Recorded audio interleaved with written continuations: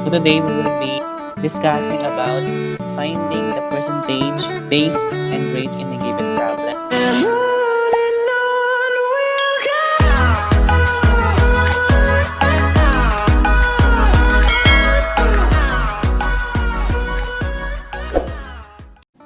Let's all start. You will find the percentage, rate, and base in a given problem. So this is for the lesson 1. So let's just first review, convert fraction to decimal. Can you convert this one fraction of 1/4 to decimal? What is the answer for this? Or do you know the process? This is how you convert fraction to decimal. So the step will be divide the numerator, the top of the fraction, by the denominator, or the bottom of the fraction. So you're just gonna divide 1 divided by 4 to get the decimal form of 1/4. Again, divide the numerator by the denominator. 1 divided by 4 is equals 0.25. Pag nag-convert tayo ng fraction to decimal, gawin lang natin, di-divide natin yung numerator sa denominator. So kapag dinivide mo yung 1 divided by 4, makukuha mo ay 0.25. Vice versa naman, what about decimal to fraction? Diba? Kanina, ang convert natin is fraction to decimal. But this time, we will be converting decimal to fraction.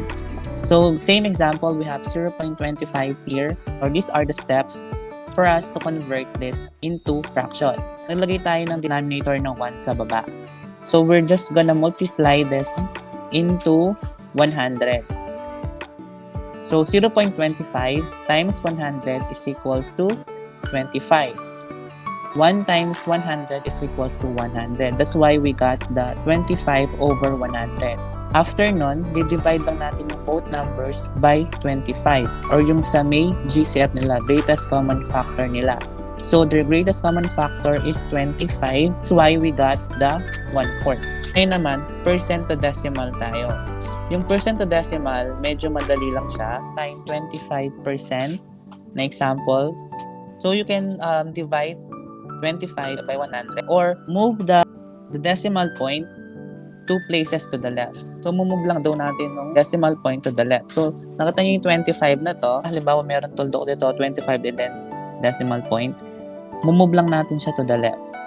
1, 2. That's why, paron tayo ng 0.25.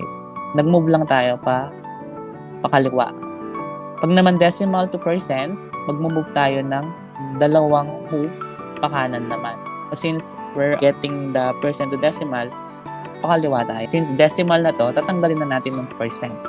Diba, dun sa may modules nyo, nakalagay, identify the rate, base, and percentage by completing the table. And we already answered it.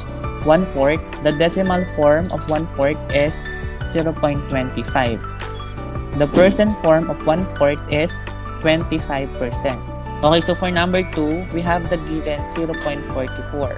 Can you convert this into percent? What is the percent form of 0.44? 44% po. And what about the fraction? This is 11 over 25. For number 3, 78%. Decimal, this will be, okay, very good. So this is 0.78. What about the fraction form?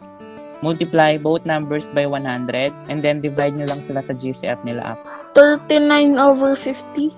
Okay, that's correct. 50. How? Kasi ganito, 0.78, yung numerator natin, denominator natin is 1.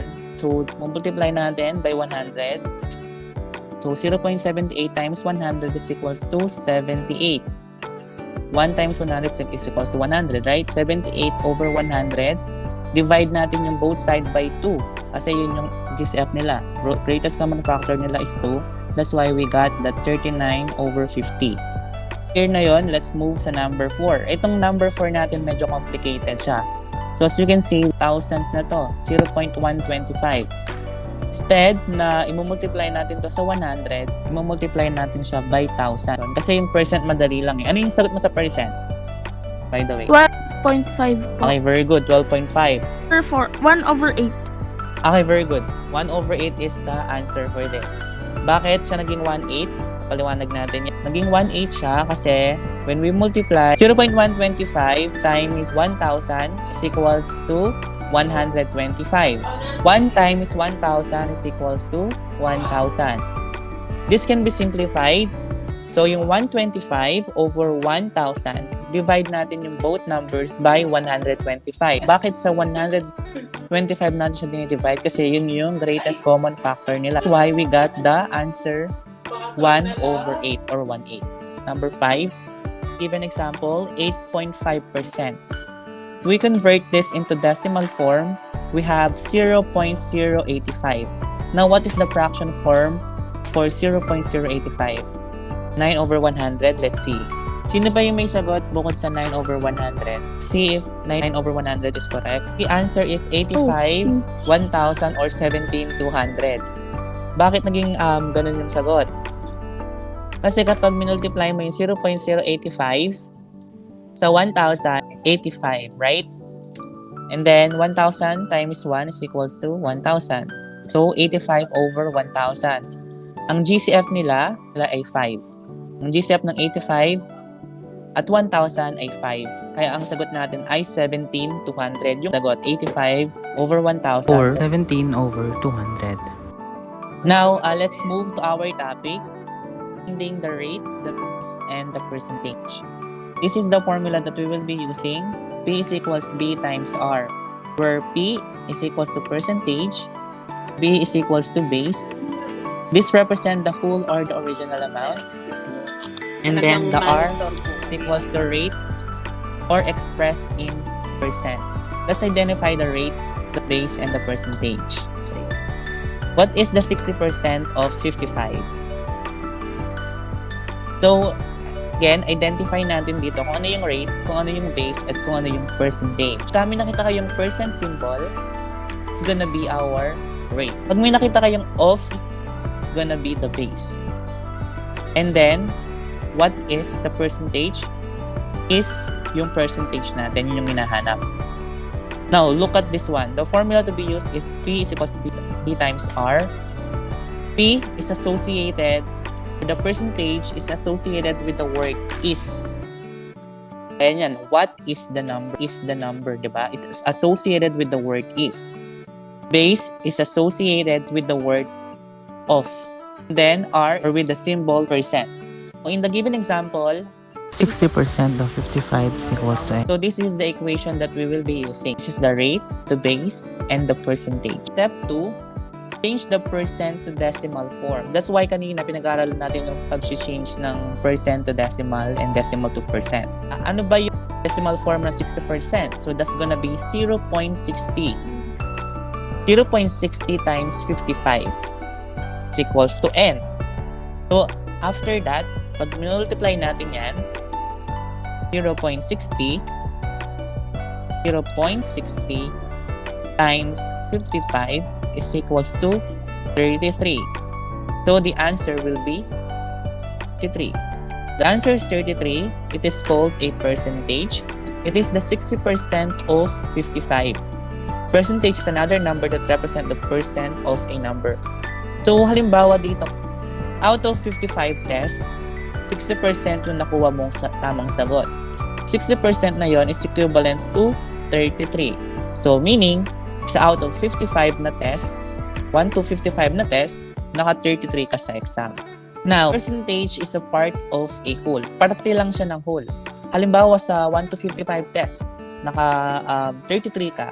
So parte lang yung 33 na yon sa whole. O yung 33 na yon, yun yung percentage natin.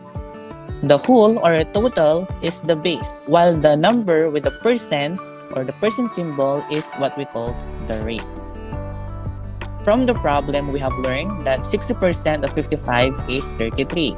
60% is the rate, 33 is the percentage, and 55 is the base. To have a better understanding of this topic, we have this Tekan's triangle. So we can use the formula in solving or in finding the percentage, base, and rate. Para mahanap daw natin yung percentage, i-cover lang daw natin yung P. No? Cover the P. And then, as you can see, since horizontal sila, kaya ang gagawin nating operation dito is multiplication. Since R and B are next to each other, horizontal lang sila, kaya ang gagawin nating operation is multiplication. That's why we have P equals B times R. Yung P yung nasa taas, always remember this formula. Yung P yung laging nasa taas. Since horizontal lang sila, kaya ang gagamitin nating operation is P equals B times R. Now, in finding the base, cover daw natin yung base. Kaya ang magiging operation to use is division. Nakita niyo yung over? Diba meron tayong line dito? And yung line na to, diba parang nakita yung over? That's why we have to use division for this one. Ang ating magiging formula is B is equals to P over R. So, i-divide natin yung percentage doon sa rate niya. Now, in finding the rate, cover the R. So, alin yung R dito? Ito yung cover natin. Ito, itong R na to. Now, as you can see, since meron pa rin line na over doon, kaya ang magiging operation to use natin is R is equals to P over B. Pagka over siyang ganyan, division yung ating gagamitin na operation. Understood? Let's use this formula in finding the percentage. First, meron tayong two ways para isolve ang problem. This is how we will compute in finding the percentage in decimal. So, 75% of 80 is equals to n. This is our equation. Let's convert 75% to decimal form. So, that's gonna be 0.75. Then, let's just multiply this 0.75 to 80 is equals to n. So, kapag minultiply natin yan, answers will be 60. So, 60 is equals to n. Now, we have the other way, which is the proportion, or using proportion in solving this percentage. So, rate is equals percentage over base. So, ano ba yung given rate natin, di ba? Ang given rate natin is 75. So, let's assume that we have 100, 75%, 100% is equals to n over 80. Yung n na to, ito yung missing term, ito yung hinahanap natin. Ito yung percentage natin. So, we can do the cross-product multiplication or the cross-product method by solving this. 100 times n is equals 100n. 75 times 80 is equals to 6,000. So, let's just divide both numbers by 100. 60. 6,000 divided by 100 is equals to 60. There are two ways for us to solve the percentage using decimal or using a proportion. Now, let's move to the rate. So, as you can see here, rate is expressed in decimal form, the expression with the percent symbol. Now, in finding the rate, 36 is what percent of 60? So, as you can see here, 36 is given, the percentage is given, is what percent? That's the one that we are looking for. Of 60, this is the base. Again, so given yung percentage natin, given din yung base natin, and we're looking for what percent. So let's think that n percent of 60 is equals to 36. This will be our equation. Ano ba yung value ng base natin? Yung value ng base natin is 60, right? This is the total number. That's why if you will divide 36 over 60, it's gonna be 0.6, right? Times 100, that's why we got 60%. Now, using the proportion, rate is equals percentage over base. So we have n over 100 equals 36 over 60. N times 60 is equals 60n. 100 times 36 is equals to 3,600. So we're gonna divide both number by 60. That's why we got 60%. 3,600 over 60 So, yung 3,600, divide natin siya sa 60. That's why we have 60% here. Now, the base. Punta naman tayo sa finding the base. So, as you can see here, that base is represents the whole or the total or original amount. 40% of a number is 240. So, as you can see, of a number. So, we're looking for the base. What is the number? Think 40% of n is equals to 240. Okay, 40%. The base is, that's the missing term, and that's the one that this is how you will solve it using decimal. 40% of n is equals to 40. That's gonna be 0.04, right? 0.04 times n is equals to 240. We have 0.4n is equals to 240. 0.4n, divide natin yung both sides by 0.4, and then that's why we have 600. 240 over 0.4, 240 divided by 0.4 is equals to 600. I'm gonna show you using my calculator here. So yung 240 yung divide natin, diba? 240 divided by 0.04, 0.4 lang. 0.4 is equals to 600. That's why we got the 600. You can use calculator or you can use the manual computing using pen and paper. Or using proportion, we have rate is equals percentage base over base. So this is how you're gonna solve it. 40 over 100 is equals to 40 over n. 40 times n is equals 40n. 100 times 240 is equals 24,000. Para matira lang yung n, divide natin yung both side by 40. That's why we have 600. 24,000 divided by 40 is equals to 600. So, gamitin nyo lang yung formula na tinuro ko sa inyo. Masasagot nyo to.